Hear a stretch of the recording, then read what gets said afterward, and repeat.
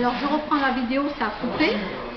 Donc la bonne sœur, quand je lui ai demandé est-ce qu'elle croyait en Dieu, est-ce que Dieu existe, elle m'a parlé un peu, donc j'ai tapé tout ça, j'ai même pas fait attention, je n'ai pas retenu ce qu'elle m'a dit. La seule chose que j'ai retenue, c'est qu'elle m'a dit qu'il fallait bien croire en quelque chose. Voilà sa phrase. Et ça m'est resté gravé. Hein. Il fallait bien croire en quelque chose. Waouh. Et là, j'ai commencé à comprendre que personne ne sait pour Dieu. Peut-être qu'il y a des gens qui savent, mais en tout cas, on ne nous le dit pas. Donc voilà, la bonne sœur avait répondu ça. Après, il y avait quelque chose qui m'avait choqué, c'est que pour moi, je voyais les curés comme des êtres qui prêchent la bonne parole, comme des gens qui sont bien, qui sont gentils, qui n'ont pas de défauts, voilà quoi, tu vois. Et puis un jour, on était dans la voiture, on roulait, et puis je reconnais le prêtre, mais il était habillé normalement, il n'avait pas sa tunique là, il était habillé, pantalon et pull, je sais pas quoi. Et qu'est-ce qui me choque, c'est qu'il fumait. Un prêtre qui fume. Non, je sais. Oh, ben attends, un prêtre qui fume, pour moi, c'est le vice, quoi. Le vice, tu fumes, tu bois de l'alcool et tout. Et c'est là que j'ai commencé à comprendre que les prêtres sont des êtres humains. Et que malheureusement, moi qui croyais presque à donner le bon Dieu sans confession, façon de parler, mais quand tu apprends tout ce qui se passe avec les prêtres pédophiles, etc., et dans toutes les religions, hein, d'accord, ça la fout mal. Ça la fout mal. Et tous ceux qui sont religieux et qui tapent leurs femmes, et qui tapent leurs gosses, et qui tapent leurs animaux, etc. Et puis après ils vont prier et demander pardon à Dieu. Génial, génial. Ah ouais, c'est ça les religions. Tu pries Dieu et il te pardonne. Tu iras au paradis. Mais tu recommences le lendemain, tu vois. Tu recommences. Donc je suis dégoûtée par les religions. Je suis vraiment dégoûtée par les religions parce qu'on te fait croire à la bonté, à l'amour, à tout ça. Et finalement, quand tu vois, les gens se tapent dessus, il y a des viols, il y a la guerre pour les religions. Ils n'en ont rien à foutre que les animaux sont des êtres vivants mais qui sont tués tous les soirs à hurler. Ils sont égoïstes. Je préfère avoir affaire à quelqu'un qui est athée et qui soit égoïste, mais au moins il est athée, que quelqu'un qui prie, hein, qui se met une auréole, hein, et en attendant, eh ben, voilà quoi. Égoïste, rien à foutre. Alors je préfère parler avec des gens quand même qui sont athées, et au moins ils ne se planquent pas derrière la religion à dire ah ben je vais prier, Dieu va me pardonner, je vais aller au paradis après. Donc moi les religions ça me dégoûte. Ça me dégoûte. Ils tuent des agneaux là pour leur tradition, ils égorgent des moutons. Mais tout ça, il m'a fallu du temps pour le comprendre, pour ouvrir les yeux. Tant qu'on n'a pas ouvert les yeux, on ne peut pas comprendre.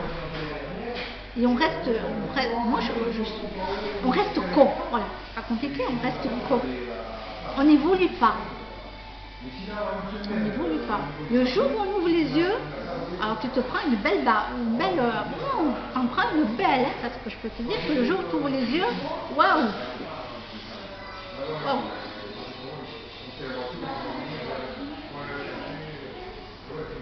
Donc, il ne faut pas m'énerver avec les religions.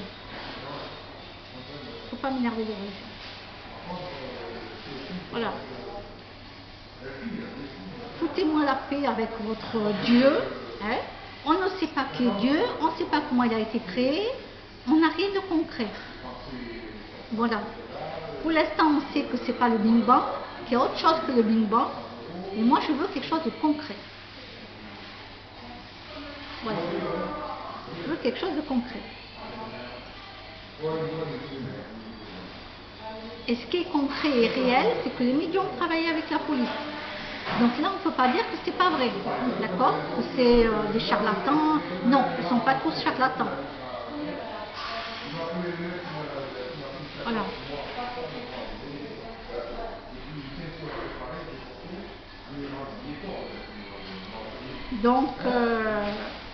Donc, les gens qui sont pas capables d'évoluer et de ne pas ouvrir les yeux, je peux rien dire, je peux rien faire de plus. Restez dans votre truc là, hein, c'est votre chemin, et vous restez comme les gosses qui croient au Père Noël et qu'on leur fait avaler plein de trucs du Père Noël. Ah mais c'est écrit dans le livre. Oh, le Père Noël il existe, tu vois, il est là, il est là. Ben voilà. En vérité, c'est ça la religion. C'est ça. Par contre, les prophètes ont bien existé, hein. Bouddha, Jésus, Mahomet, bon, je ne sais plus, pour les, ça y est, j'ai oublié le nom.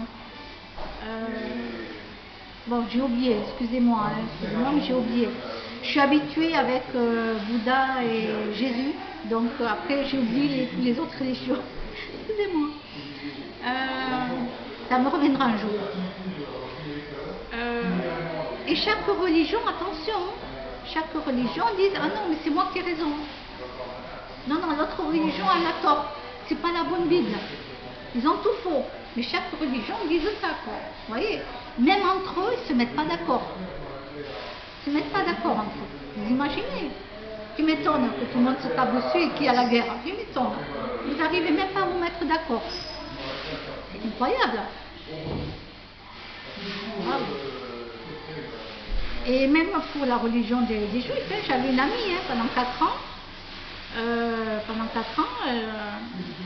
Ben voilà, elle était juive, tout ça, et c'était leur religion à eux. Hein. Attention, les autres religions, non, ils sont faux leur Bible. Non, ils sont faux.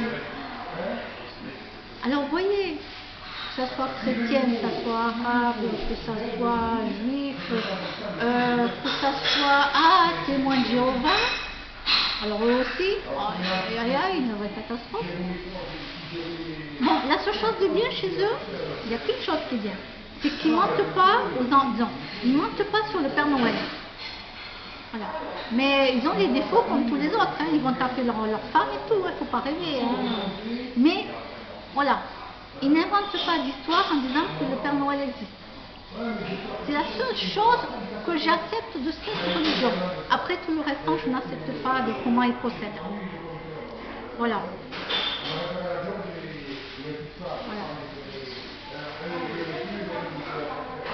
Donc moi, les religieux, ça va un peu, ça va 5 minutes, mais dès que je leur pose des questions pour avoir des réponses concrètes, ah non, ils n'ont plus de réponse à me donner, et la seule réponse qu'on me donne, c'est ah mais il n'y a que Dieu qui le sait, il n'y a que Dieu qui le sait. Alors pourquoi tu me confirmes qu'il y a un Dieu puisque tu ne sais même pas me définir le Dieu, etc. Comment ça se fait?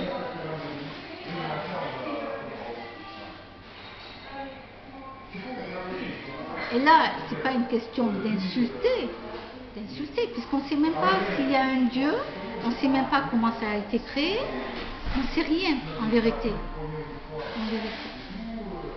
On nous a bien bourré le crâne étant enfant, et vu qu'il y a des enfants qui se sont bien fait manipuler et qui restent encore dans cette croyance actuellement étant adultes, voilà. Alors heureusement que certains sortent de ça, ouvrent les yeux et sortent des religions, et se disent, ben ouais, en vérité, voilà. Alors moi je suis au milieu. Je suis au milieu. Je ne peux pas dire ni pour Dieu, ni pour les athées. Je ne peux pas vous dire si Dieu existe ou pas. J'en sais rien. Je suis honnête, hein, je vous le dis, je n'en sais rien. Je ne peux pas confirmer qu'il n'existe pas parce que j'en sais rien. Je ne peux pas confirmer qu'il existe parce que je n'en sais rien. Et c'est comme ça qu'on devrait tous réfléchir. On devrait se poser des questions. Voilà. temps en temps, il faut remettre en question un peu ce qu'on nous fait avaler dans les bouquins. Voilà.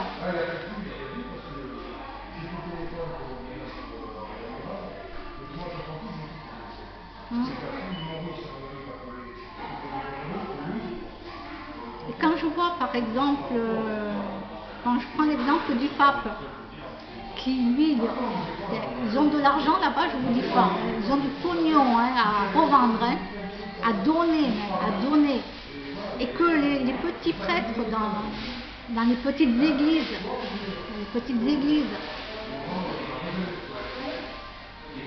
n'ont pas d'argent pour payer le chauffage, exemple, non mais franchement, ça leur fout mal, quoi. Ça leur fout mal.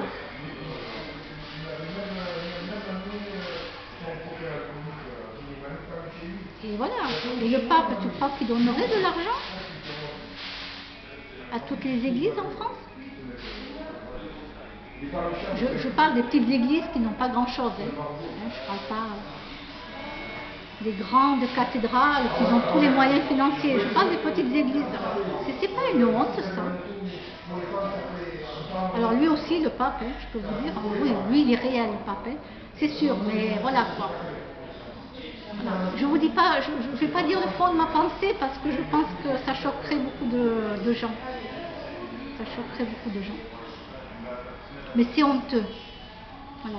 Tout ce que je peux vous dire, c'est honteux.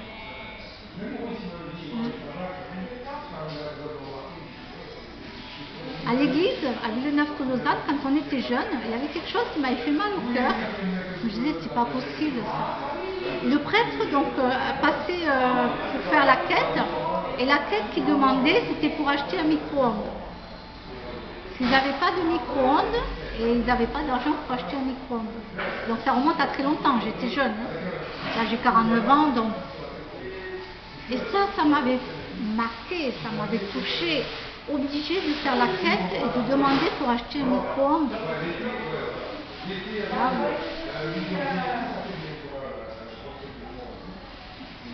et dire que le pape à côté, il a tout l'argent qu'il faut. Ouais. Puis vous avez vu le protocole qu'il faut écrire pour écrire au pape? Vous tapez sur internet écrire au pape et vous allez voir tout le protocole.